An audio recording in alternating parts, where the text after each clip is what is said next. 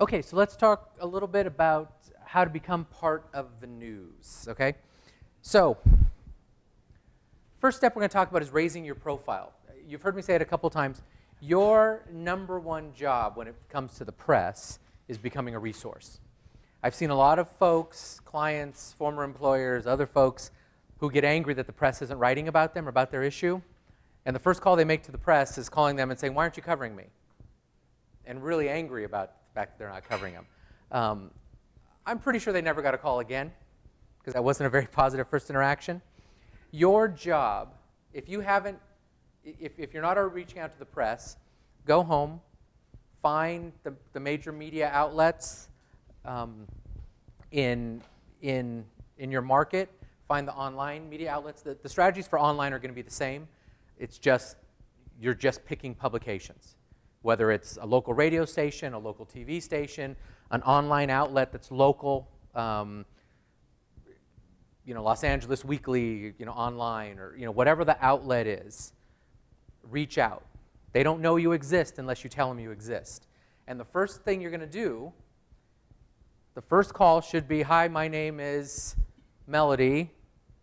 I work for X. Thought you might be interested at some point in writing about the drought or trees. Here's what our organization does. Here's how we can help. How can I be a resource to you?" The number one thing you're going to ask them is, how can I be a resource to you? Here's the type of information I have access to. Here's the kind of stats I have. Here's the kind of experts I have or are in our network. So you've now told them, I'm here. I'm going to be available to you. I want to be helpful to you. And here's what I have to offer. Statistics, tips, experts, everything, okay? So now they know, now you're in the Rolodex. So if they're doing a story, you're also now going to start reaching out to them on a regular basis or maybe feeding them. The governor just announced this, maybe you're going to send that to them to make sure they saw it. If you'd like to talk about this, give me a call. But now they also have you on their Rolodex, or sorry, that's an old school term. They now have you in their contact sheet, right? So when they get assigned a story on drought or trees, they know to call Melody. The other thing you're going to do is once you look at those publications is you're going to do a little bit of research. So if you're going to go to the Stockton Record, you're going to go back the last 6 months and see who's been writing them. Because that's going to tell you the closest they have to an expert. You might also find that 6 people have written about drought over the last 6 months. Add them all. Or see if they have a common editor if they're all writing for the city section, then you can also go to the editor. So that's your first job is in raising your profile, is just be known. A lot of times what happens is people think when the media wants to write about trees, they'll call me. They're going to do a Google search or something, they're going to find me, and the reality is you need to actually search them out. So whether it's a TV station, whether it's an online publication, you really just need, you really need to reach out to them. Let's take it beyond the press. We were talking about audiences before. Think about what other organizations you want to know about you. Think through the same process. Who do you want to partner with? What other groups should be learning more about education? Do you want to reach out to schools? Start making those target lists, and we'll talk about in the communications tree process. Start thinking about who you want to reach out to, and again, it's the same kind of message. I want to help. You're a principal, you have kids. We'd love to teach the kids about caring for trees. I'm a resource. We've got people who can come do X. Do you want to do a field trip? We can do it here. Those types of things. Start building that list from a media standpoint and from an organizational standpoint of who you want, and your first goal is I'm a resource. I'm a resource here to help you do your job. Do your job better. When you're writing about trees, when you're doing a story about trees, if you want to educate children on whatever the organization is. Mr. City Councilman, if you'd like a couple of us to come in and talk to you and bring you up to speed on this issue, or the governor's latest mandate, we can come in and talk to you. So those types of things. Find out who it is you want to reach, and it's just going to be some research. It's just going to be old-fashioned research time. Working the phones, working online, and then starting to reach out. Then make yourself available. Again, same thing with deadlines. The worst thing is you call someone and tell them, I'm here, I'm available, I want to be a resource, and then they can never reach you. Okay, so give them a couple options. Give them a couple options of who else they can reach out. Is it Jeremy? Jeremy says, you can call me, you can also call X, X, and X. Here's some of our partners too. So I'm an expert, this is what I cover, this is what these people cover.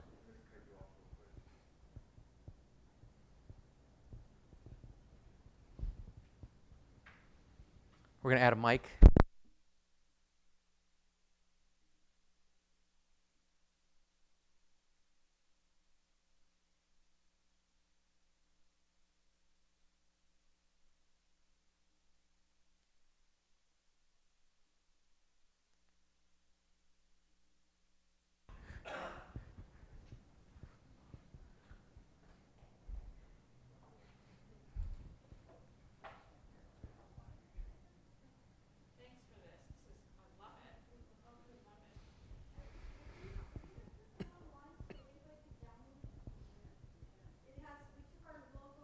Ready to go?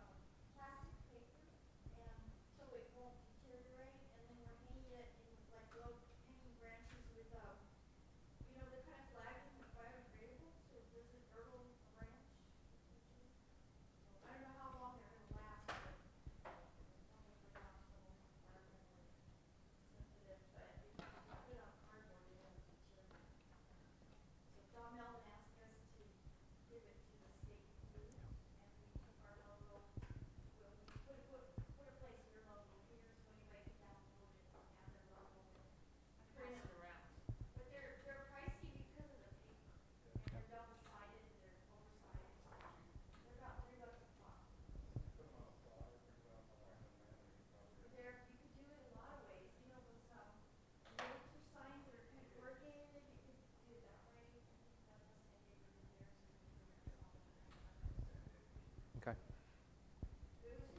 We ready?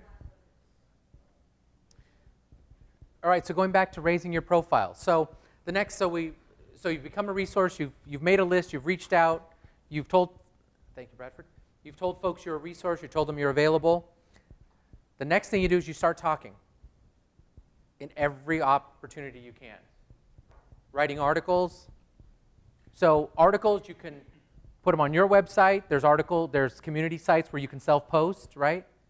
You have all those in your community. Online blogs that you can post, your social media. Start talking. Attending local events. Finding the right organizations. Hello, local Rotary. Can I come in next week and talk to you about trees? Kiwanis Club, Elks Club, 4-H. Start thinking through where the people in your community are living, working, and socializing, and how you can reach them. So just start talking about it. You can even start, the other thing you can also start doing when you start reaching out to the press, especially smaller community papers. Again, it's a small team. A lot of times they're hungry for content. Can you write a story? You can write some bylined articles. Call them first. If you create the relationship, get to know them, introduce yourself, ask them if they'd be interested in something. Come up with the local angle that you have. See if the local paper, your local weekly community paper, is interested in a bylined article. Maybe tips. Offer them, have you written an article about what steps people need to do to take trees? So a lot of times what we're doing is we're waiting for people to come to us. And we want to start being more proactive. We want you to start reaching out, start talking in every venue you can start talking.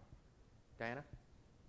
Well, my question is, if we have an article in English, do we need to have it translated to Spanish? If you're doing an article, so the question was, if you have an article in English, should you translate it to Spanish? If you're trying to also reach the Latino press or Latino audience. If you're writing a bylined article, you're typically going to only write it for one outlet. Outlets are not typically going to want, even though you might send a press release to everybody, maybe a small paper might run it as is, but most papers are going to rework that. They're going to take the information and write an article from it. So most outlets aren't going to want to see the exact same article in a competing or the next town over's paper. So if you're going to write a bylined article, you're going to write it for someone specifically. You might pitch it to someone and they say, no, we're not interested. Then you can pitch it to someone else. But you're typically not going to submit the exact same bylined article to multiple folks. So if you're going to write one for Spanish, for a Spanish language community newspaper, write their own. And especially that you want to focus a little bit more on, again, what's going to motivate them, what's going to be the drivers for that audience. So press releases can go everywhere. If you have Spanish language media, it would be helpful if you can translate your press releases. And please make sure you're not doing Google Translate. Find a good, I'll start by saying find a good reputable translator, but more importantly, find someone who can write it well in Spanish. So when we typically look at a press release, we will write it, we will translate it so it's consistent with, but we will write it so that it works well in Spanish. The last thing you want a Spanish outlet to see is something that was Google translated or is literal but doesn't necessarily work in Spanish. So yeah, bylined articles you're going to send to one person at a time. So let's dig a little bit deeper into the Latino community. Who is it we want to target in the Latino community?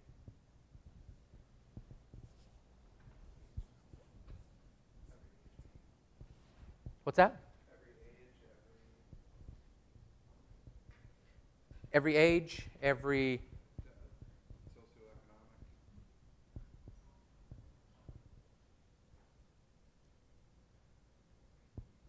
I would say it's on. every age and socioeconomic class.